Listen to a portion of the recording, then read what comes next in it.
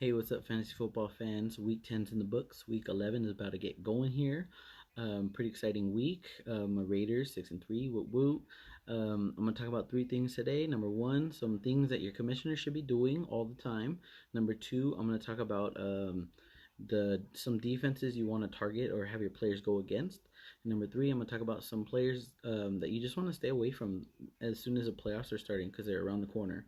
Okay, so number one, I'm going to talk about some things that your commissioner should be doing. Number one, obviously, they should be receiving everybody's money, collecting everybody's money and payment, and obviously paying everybody out, right? Like, you just want to you want to do things the right way and you don't want to screw anybody. Number two, they should pretty much be keeping everybody up to date with like certain deadlines, like for instance, the trade deadline that's about to happen.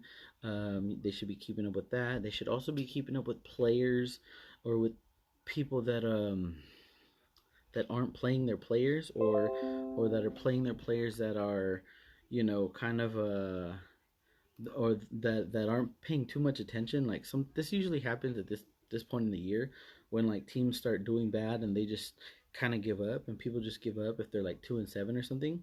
But it kind of sucks because then what happens is like towards the end of the year, people start getting easy wins that maybe necessarily they wouldn't have, and it's just not cool.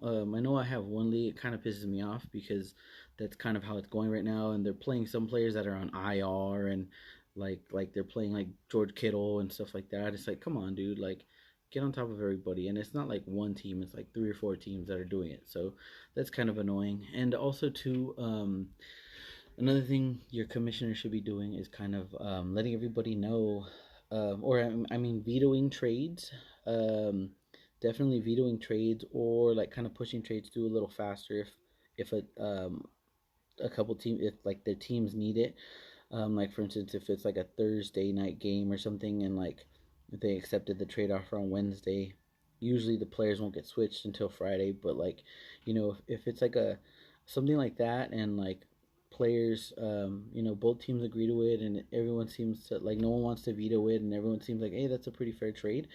Then the commissioner should like push the trade through a little faster. Vetoing trades, like I said, I don't really like to do it unless it's like some sort of ridiculous trade, like someone's trading away, I don't know, James Conner and Josh Jacobs for like Michael Thomas or something like that, where it's just like, come on, like really, like no, like I would not ever do that ever, like that's ridiculous. That or like if it's like I don't know. To me personally, I think if you're trading more than like three players away and getting three players, to me I just automatically veto it because it's like what the hell? Like you trading half of your team away. I don't know. That's just me though. But anyways, so that's what commissioners should be doing. Defenses, right? So I'm gonna talk about defenses real quick. I know last time or a couple weeks ago I mentioned defenses, that you should be targeting your players to play against. So some defenses for me that you should be doing that are, I think the Chargers are one of those teams where they give up a lot of yards, they give up a lot of points. That's just kind of the way they are. That's why they're 2-7. The Jets, that's why they haven't won a game. You want to play a lot of players if you got them. Also, to the Bengals, they're not a good defensive team at all. I kind of would like to put the Packers in there. But the thing is, they'll have like one or two games where they play pretty stout. But I mean, shoot, if it's a good matchup, why not, right? And lastly, the Saints. The Saints to me are like the number one team to target and play your like all your players against. Now, obviously, don't be stupid and start like the number 5 wide receiver. Don't start the number 3 running back. Don't start the number 3 tight end. Right? Obviously, be mindful of that. But the Seahawks, though, right? The thing is, let's just say if you have a wide receiver, right, and they start blowing the Seahawks out by like the first half, right? The third quarter might be a little quiet, usually, and then the fourth quarter, what happens is Russell Wilson, even though he's getting blown out by like 2 or 3 touchdowns, Russell Wilson will come back. He will make it a game, and even if it's a 3 point game, a 7 point game, 10 point game, he'll make it a game to where your offense, even though it's a receiver, you're gonna have to they're going to have to keep playing. They're going to have to get the first downs. They're going to have to move the chains. They're going to have to keep Russell Wilson off the field. So that's why I really, really, really like the Seahawks. To me, that's like the number one team that you would want to target. Their rush defense is terrible. Like I said, their pass defense is terrible. They don't get really a whole lot of pressure. So that's kind of where I feel like the Seahawks are, and I just feel like I don't really see it changing because they haven't really had anybody out either. That's the sad part. Like they had Jamal Adams out for a little, but he was out for like 2-3 weeks, but that was it. So yeah, I don't like them. Okay, so players that I would want to trade away, right? So I am pulling up the 49ers schedule right here, and I would want to trade away Jerick McKinnon. I don't really like anybody in that backfield, but Jerick McKinnon's kind of been like, right now anyway, he's the healthy one, and they're going to kind of be going for him.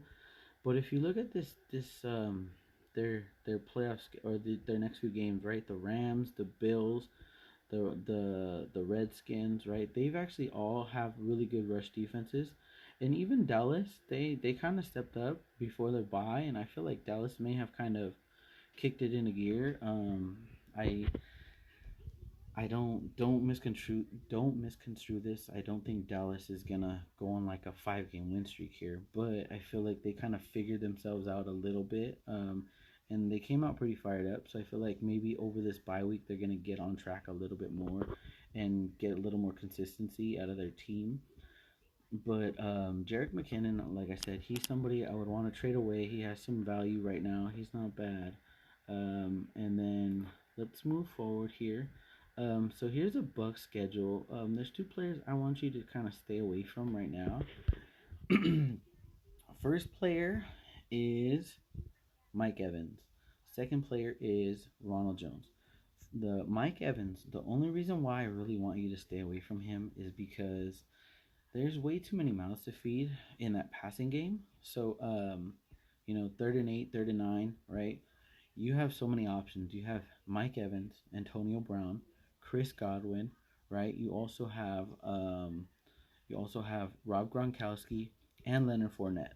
So, if and that's the thing is they've never had like a go. They've never had like one guy where they based their whole offense off of really. Not like for instance Kansas City. If it's Kansas City and it's 3rd and 7 or 3rd and 8, 3rd and 9, it's going to two players. Every now and then it'll go to like Clyde Edwards, but it'll go to Travis Kelsey, or it's gonna go to Tyreek Hill. That's it, right? So going back to the Bucks, I don't trust Mike Evans at all. He's gonna maybe have one more week, um, maybe two, but I don't think so. I'd say maybe one more week where he's gonna have like a big week, right?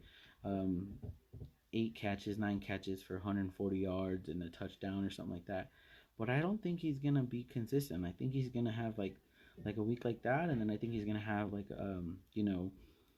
4 catches for 50 yards or 40 yards or something like that, and it's gonna just be back and forth, back and forth. So I just don't trust him.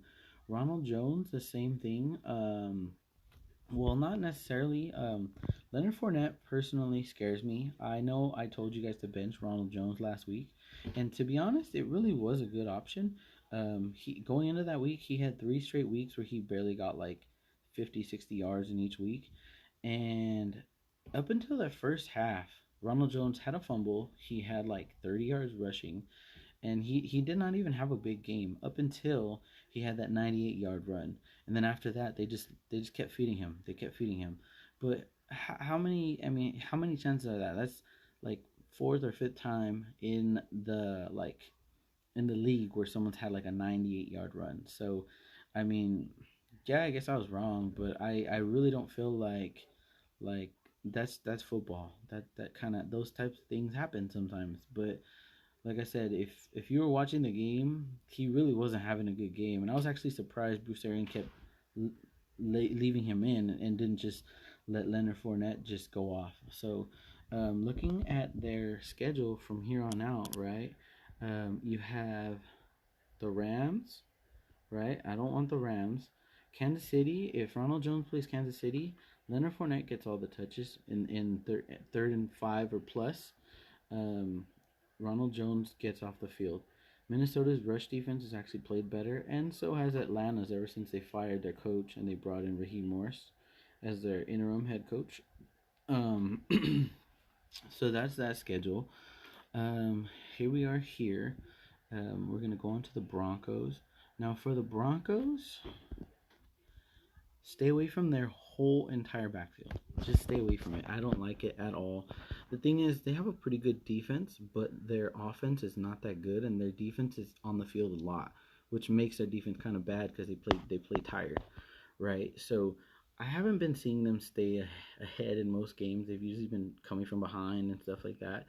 And when they come from behind, they don't really involve their running backs at all in the passing game. So like I said, kind of looking forward here, right? They have Miami, really good rush defense. New Orleans, pretty good rush defense. Kansas City, if that turns into a shootout, once again, there goes their running backs. Carolina's rush defense is actually pretty underrated, and Buffalo's, right? So I would stay away from them. And when I say their backfield, I say Melvin Gordon and Philip Lindsay. Just stay away. It's not worth it. It's gonna be more headaches than than happiness, right? And then the third one, I'm gonna say, I got Kansas City up here. I'm gonna say stay away from Clyde Edwards. Clyde Edwards has not been having a lot of numbers. His numbers actually dropped a lot ever since Lev Bell's been on their squad. Clyde Edwards, he's involved in the passing game, but once again, he's been coming off the field a lot on third down too because of Lev Bell, and I feel like whatever happens after this bye, however they look against the Raiders is how they're going to look the rest of the year and how it's going to show. Whether they say, okay, we're going to give the ball to Clyde Edwards a lot more and just keep Lev Bell as a backup, which I do not see happening. I kind of think they're going to just keep it at like a two-headed monster right now. I would try and trade him, like I said, if I could. But if I had him, I'm just holding on to him and benching him most of the games. I'm not really trying to play him too much. Side note too, guys, I don't like anybody from the Bears right now. Unless you have like Allen Robinson, get rid of everybody from the Bears. Just stay away. Their offense looks terrible. And also too, the Jets, they're pretty the running backs not too good. The receivers, the only ones, Braxton Berrios, I think it is. But even then, I wouldn't really. Jameis Crowder too, but they're like, so I would stay away. But other than that, guys, good luck. Last week I went 4-4. I lost the one undefeated team that I had, so kind of a bummer. But like I said, I think I said it before. I know I'm gonna make the playoffs, so I would rather trade some wins there and get some wins in other leagues. Right now, I only got one team that I have a losing record in, so can't really complain. I'm not doing too bad. Looks like I will make the playoffs in all but one league, and that one league is the one that I'm doing bad in. I lost by 10 points, and they had DeAndre Hopkins, and I also had Drew Brees. I played Drew Brees, and they had DeAndre Hopkins, and I lost by 10 points. So I'm really pissed because that was the most bogus garbage touchdown I've lost to in a while. Like, that really pissed me off. But I mean, it is what it is. That's fantasy football. That's why you're like, damn it, fuck. But anyways, guys, I hope this advice is helping you out. I hope you're doing good, and let me know if you have any questions or if I've been helping you out or hurting you. All right, see you guys next week.